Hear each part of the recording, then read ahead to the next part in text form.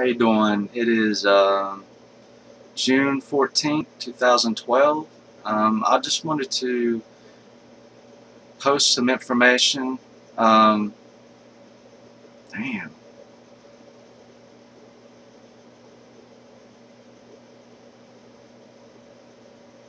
it's really strange. As soon as I start talking, my video goes out.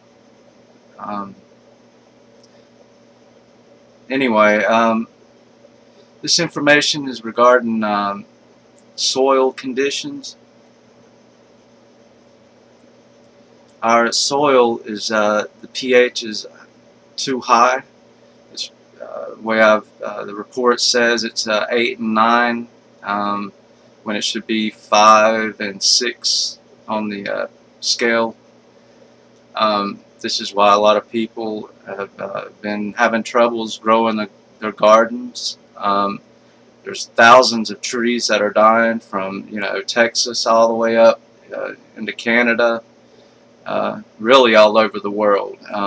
This is due to the soil conditions, and what they're finding is high amounts of metals. We're finding aluminum, barium, strontium, but these metals, they've also tested the air, and it's in the air. And conspiracy theorists are saying, and other science is saying, that it's coming from the chemtrails. It must be, because chemtrails are different from contrails. Contrails are naturally formed as a plane flies through the air at certain altitudes, depending on temperature and humidity. It leaves a condensation trail behind it, and it disappears within seconds and minutes. It doesn't leave a long trail behind it. But I've even noticed there's some contrails that stay. I mean, you see a line all the way across the sky, and it doesn't disappear. And usually, if you watch it long enough, it spreads, and it becomes a hazy cloud, and then forms into a cloud. But basically, these are chemtrails, because contrails, normal condensation does not act that way. These are chemicals being sprayed in the air that are being used to usually work with HAARP. This is you can look all this up, HAARP, HAARP. But anyway, the military and others use this to bounce low frequencies, and it messes with weather patterns, all sorts of things. But anyway, these chemicals are falling to the ground, and these chemicals are aluminum, barium, and strontium, and so forth. This is causing our soils to break down, high metals, high pH. It's just nothing's doing very well unless you can counteract it. You need to, you probably could test your soil and lower the pH with, you can use soda, baking soda, or no, not baking soda. You need to use something acidic like vinegar, or you can buy pH up or pH down. But anyway, anything acidic will bring it up, bring it down to 5. You need it 5.5 or 6.5, around that range for plants to do well. If you don't have it in that range, the nutrients, the plant cannot take up the nutrients through the root system, and it just eventually will die, or it won't fruit. It'll live, but it just doesn't have enough nutrients because it cannot bring it up through the root systems. Plus, with the heavy metals in there, it's killing it also. And what I would suggest, if you would give it a try hydroponic systems. You can go with the DWC, which is the easiest system, and basically it's just taking a container, a tote, that you can get at Lowe's or at Walmart, maybe 10 gallons, a small one. Get you some 3-inch net pots, Uh, that's good for, you know, small to medium. Large plants, you want to use a 4-inch net pot. Or if you want to do it yourself, just take you a pot, you know, 3-inch or 4-inch diameter, and just put a lot of holes in it so water can freely flow. You're going to need to get some lava rocks, or pea gravel will work, but you want something that's pH neutral, that won't leach into the water and cause your water to become imbalanced. I use clay, expanded clay pebbles. That works very well. That's what most people use in hydroponics. And you'll need, with the deep water culture DWC system, all you'll need is an air pump that you can get for aquariums, and an air stone, and that's it. You know, put the bubbles in the water. You'll fill the water up to about halfway on the net pot. You know, but when you take your container, you put the lid on. You know, you put your you'll cut your holes out for your net pot. You want the holes a little smaller so the net pot doesn't fall through, of course. And, you know, just space them apart, you know, about every 6 inches. That's what plants like. They don't like to be on top of one another. So space them out about every 6 inches.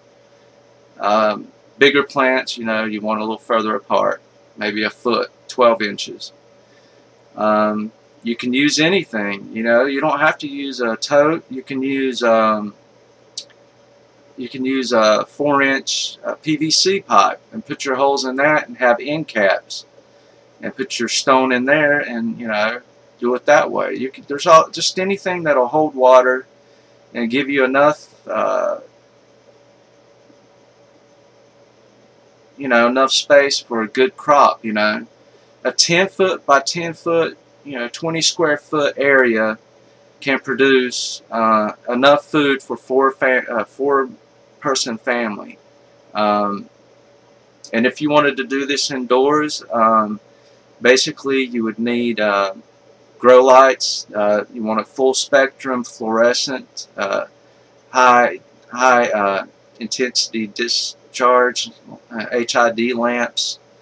If not, just be sure you use you know, some sort of fluorescent grow light. You usually can get them from Lowe's. I think they sell them at Walmart. But fluorescent is your best. It's low on electricity, and they're cool. They won't warm your rooms up. But if you go with indoor growing, you can grow all year round. You can produce food all year round for yourself. Certain crops, you know, they die out, like green beans or something. But all you have to do is, you know, collect the bean out of, you know, shell the bean out of the green beans, dry it out, and replant it, and you'll grow another plant, and you just keep going that way. And it should produce every 6 months, and you'll have a crop for 3 months. And you just keep rotating it. Keep your water pH at 5.5 to 6.5, especially while the plants are young. After that, after they get mature, you can drop it down. You know, the acidity can be about 3, something like that. But while they're young, you want it kind of high, because the root system are developing. That will, you know, if it's too low, it's going to burn the system out. But by using, you know, water to grow your food in, you're going to grow a bigger crop. You're going to have bigger fruits, bigger vegetables. And plus you'll have food all year round, fresh food. Probably so much so that you'll have to can some, freeze some, give some away. That's how much food you'll produce. I know one year a fellow grew 6-inch tomatoes this way. But basically, you could put them outdoors. You could use the hydroponic system outdoors. I was just thinking, you know, it's a closed system. Really no water can get in to affect the food. So, you know, you can go that route, and you're not going to have to worry too much. What I like about indoors is you don't have to worry about pesticides or nothing. You know, it's clean food. You don't have to spray with pesticides or have to worry about bugs. It's just a lot. It's easier, and you can grow all year round. You can control the temperatures. Um, you just can control the variables, and you know what's going to happen.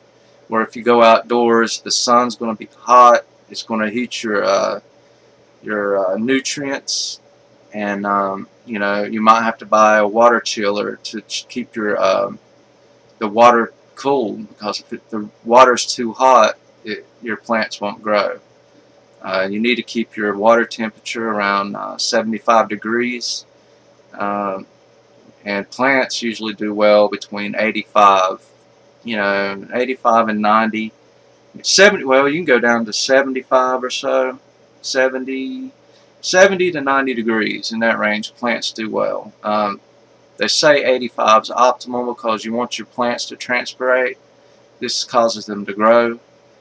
You know, it pulls the nutrient water up through the root system when they transpire through the leaves. So it causes the plant to grow more because it wants more leaf area to transpire. Okay. But anyway, if you have any questions, just post me a message and I'll get back to you. And if you need any information on how to do anything, I'll point you to the right place. But you guys have a good day. Thank you.